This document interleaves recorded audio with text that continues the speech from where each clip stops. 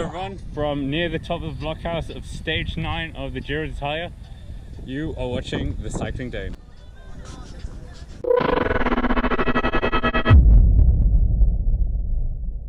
Hello everyone and welcome to another video here on the Cycling Dane about the 2022 Giro d'Italia.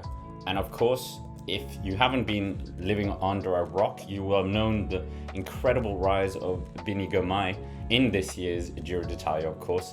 Absolutely superb, being up there throughout the time he had in the Giro, battling with Mathieu Van der Poel and Mark Cavendish, and ultimately taking the stage on stage 10. But of course, however, that unfortunate celebration on the podium, we no longer have him.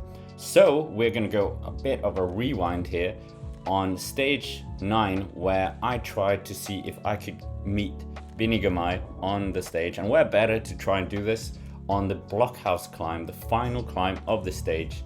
I wasn't alone on this. I was joined by two friends from the Fidas team. Of course, Fidas is an incredible charity in Italy where they donate blood. And my two friends were Simone and Jondo.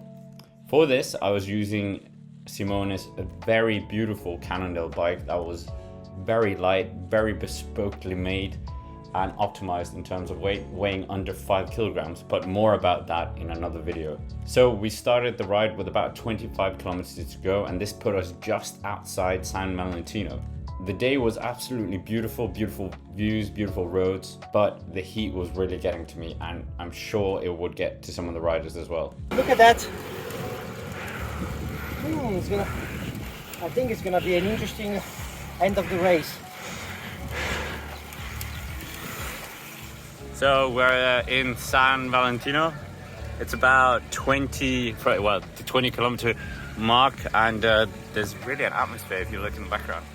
Well, we're quite far away from the race, so yeah, we're gonna continue up to Blockhaus, and it's a very warm day and I hate it.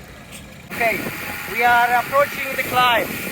So we got less than 3k from the start of the Rocca Morice Blockhaus climb.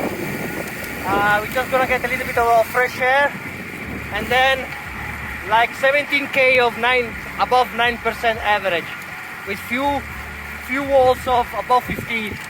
So it's gonna be an hard climb.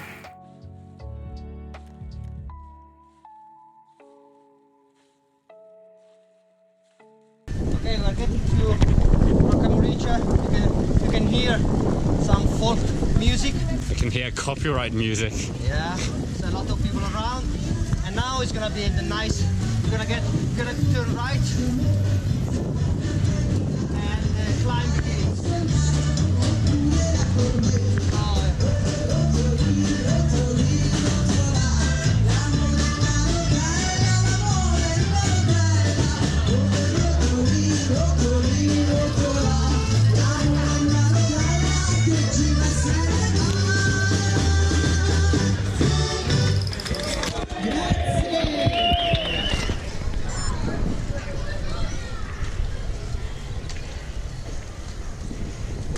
So here we are, Cycling Dane's fans.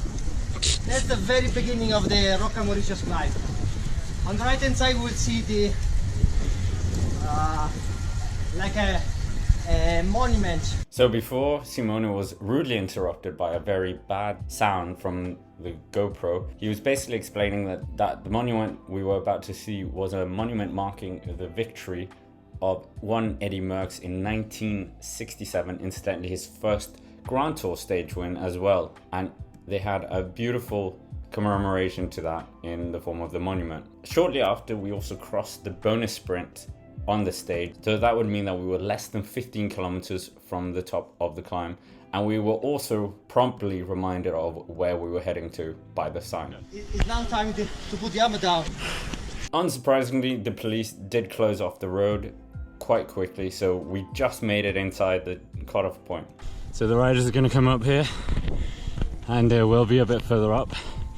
Italy, simply extraordinary. I think that is very, very correctly put. Look at it. So 10 kilometers. Giro is still, well, the peloton's still far away. We will make our way up Blockhaus. Oh my goodness, pannier bag. Good luck. Hey. Electric, that's better. Electric. Definitely yes. So with less than 10 kilometers to go, we were actually in the hardest section of the climb, 9.4% average, and it shot up to 14%. 9k to go. My last gear.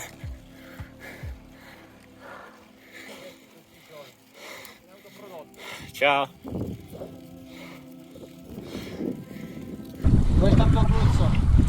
The blockhouse is simply astonishing, the roads, and of course they were made better since the Giro was coming through. Astonishing weather, very exposed, and the views were simply beautiful in Abruzzo. So some of us were sensible yesterday and did an easy ride. Others decided to do a full-on race. How's the legs, Simone? I can feel them, which is a good sign. Further up the climb, the heat was definitely getting to me, but the beautiful views definitely did cushion the heat somewhat. Secret here is to take this air pin Not like this. very close, not like you, and keep pushing till just letting go. Ciao ragazzi.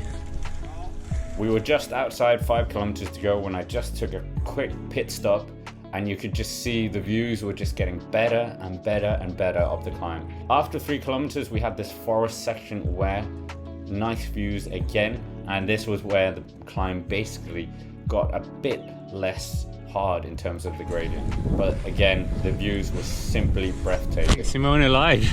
Still going up. Just stunning, man.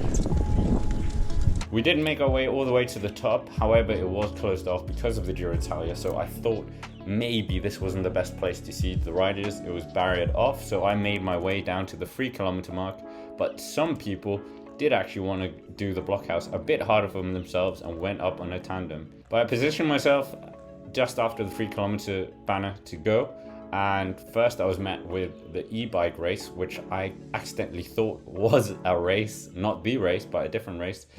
But Blockhouse proved such a challenge that actually all the e-bikes ran out of power before the top of it. About to go crazy.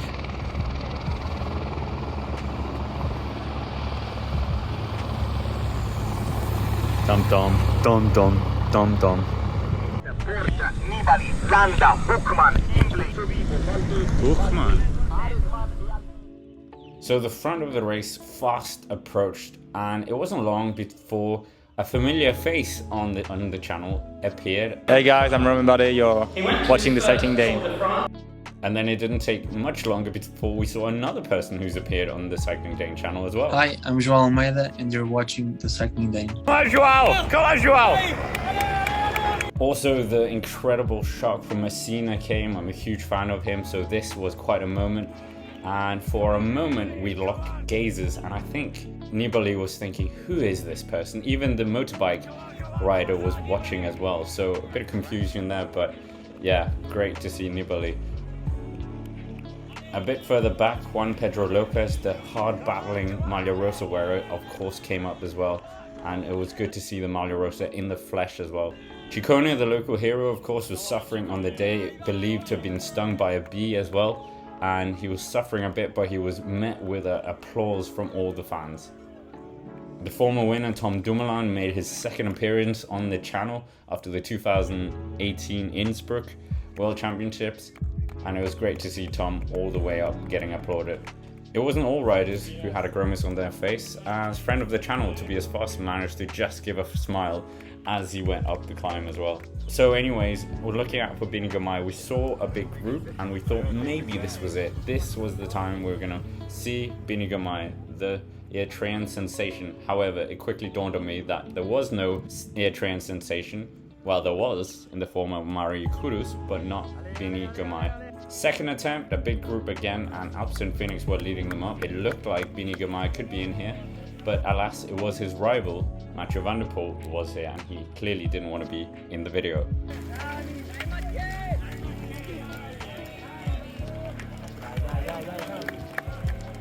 Yeah, there was no Girmay. No, So third time asking, big group. It looked like this was the gruppetto, and I hoped that this was the time when Biniam Girmay was going to be in the video, and maybe this would be it. The cameraman got a bit too excited and decided not to include me in the shot, but he did get Mr. Biniam Girmay in the shot, and here we have him, first time on the Cycling Dane channel in the flesh. We did actually lock gazes for a moment, and yeah, Biniam Girmay just making his way up. Arnaud Demar came very close to me as well, and poor Arnaud Demar had to hear allez, allez, allez. Some riders got a bit of an easier ride than others. Rick Sabel here just getting a bit of an assistant from a very eager fan, and to the amusement of his Israel Premier Tech teammates. And then last but not least, Caleb Ewan and Mark Cavendish were some of the last riders up this blockhouse, of course just trying to make it through the stage. So that was basically it of the video. We went to blockhouse, we felt the heat, the gradients, the atmosphere around the Giro d'Italia, and of course saw some of the riders as well, and most importantly managed to actually see Biniam Girmay for the first time in the flesh. So absolutely incredible day out. And so that's basically it for this video. Of course, it's a shame that Biniam Girmay is no longer in the race, and make sure to like the video, subscribe to the channel if you want to keep up to date with all things the Giro d'Italia and the Cycling Dane, of course, and make sure to check out the Cycling Dane Extra and the Cycling Dane Gaming channel as well. So that's it for me. Thank you very much for watching, and have a nice day. Bini! Bini!